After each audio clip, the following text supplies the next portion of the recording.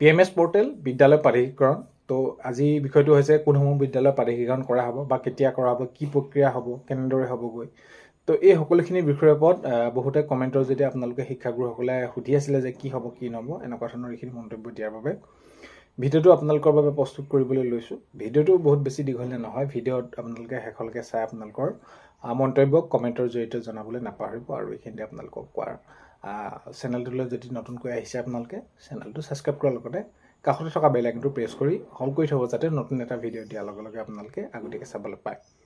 যদি ভিডিঅ'টো চাই ভাল পায় লাইক এটা কৰি দিব আৰু শ্বেয়াৰ কৰি দিব বুলি আশা কৰিলোঁ। এতিয়া PMS পোৰ্টেলত বিদ্যালয় প্ৰাধিকৰণ প্ৰক্ৰিয়াত যি এইখিনি পোৰ্টেল মুকলি কৰি দিয়া হৈছিলে এতিয়া প্ৰায় ৮,০০০ৰো অধিক শিক্ষানুষ্ঠানে তেনেদৰে সেইখিনি আবেদন কৰিছে।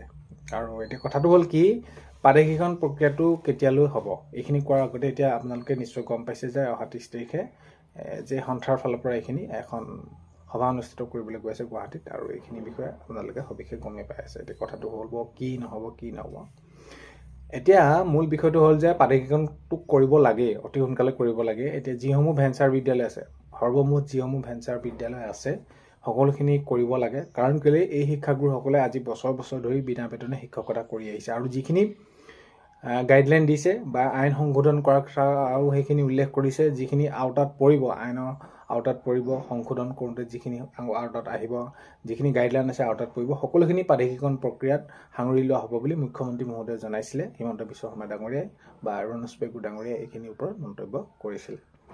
তো এতিয়া যিসকল নপৰিব সেইখিনি গুৰু দক্ষিণা হওক এই সকলোখিনি মুঠৰ ওপৰত এইবাৰ এই যি প্ৰক্ৰিয়াটো ভেঞ্চাৰ প্ৰক্ৰিয়াটো যাতে শেষ হৈ যায় নাইকিয়া হৈ যায় এই উদ্দেশ্যেৰে এইখিনি প্ৰাধিকৰণ প্ৰক্ৰিয়াৰ কামখিনি কৰাৰ কথাও মাননীয় মুখ্যমন্ত্ৰী মহোদয়ে জনাইছে। তেতিয়া বিষয়টো হ'ল কি অতি সোনকালে এই প্ৰাধিকৰণ প্ৰক্ৰিয়াটো হ'ব লাগে।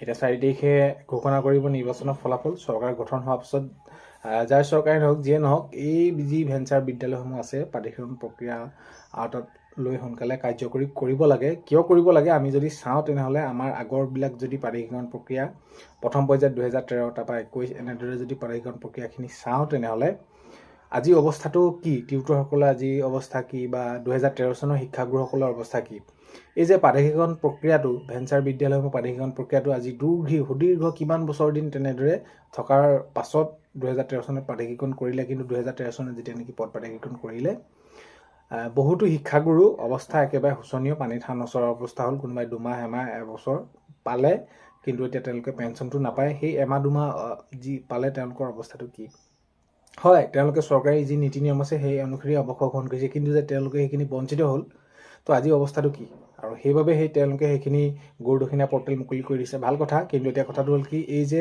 যি প্ৰাধিকৰণ প্ৰক্ৰিয়া এতিয়া প্ৰাধিকৰণ প্ৰক্ৰিয়াটোত অতি সোনকালে কৰিব লাগে। নহ'লে যদি আমি যদি এতিয়া এইখিনি অনলাইনে কৰিব আবেদন কৰিবৰ বাবেহে আপোনালোকক আবেদন কৰিবৰ বাবেহে এইখিনি মুকলি কৰি দিছে, কাৰ্যকৰীটো হোৱা নাই। কাৰ্যকৰীটো মূল বিষয়টো সোনকালে হ'ব লাগে।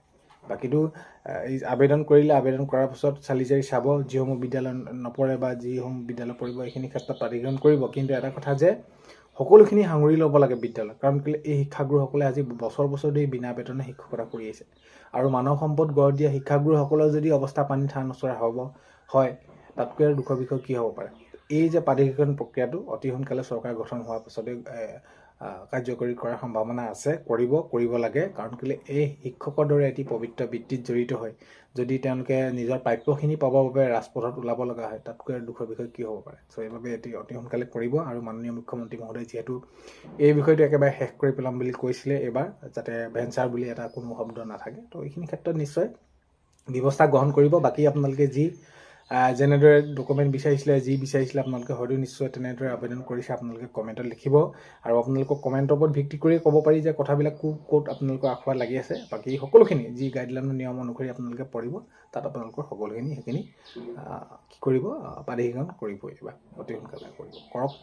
আৰু সেয়াই আগন্তুক সময়ত খবৰসমূহ পাই থাকিলে নিশ্চয় ভিডিঅ'ৰ জৰিয়তে আপোনালোকক জনাবলৈ চেষ্টা কৰিম। ভিডিঅ'টো শেষলৈকে চোৱাৰ বাবে ধন্যবাদ। ভিডিঅ'ৰ প্ৰথমতে কোৱাৰ দৰে চেনেলটোলৈ যদি আপোনালোক নতুনকৈ আহিছে চেনেলটো ছাবস্ক্ৰাইব কৰাৰ লগতে কাষতে থকা বেল আইকনটো প্ৰেছ কৰি অল কৰি থ'ব যাতে নতুন এটা ভিডিঅ' দিয়াৰ লগে লগে আপোনালোকে আগতীয়াকৈ চাবলৈ পায়। আজিলৈ মানে অন্য এটা ভিডিঅ'তে লগ পোৱাৰ আশাৰে পায়।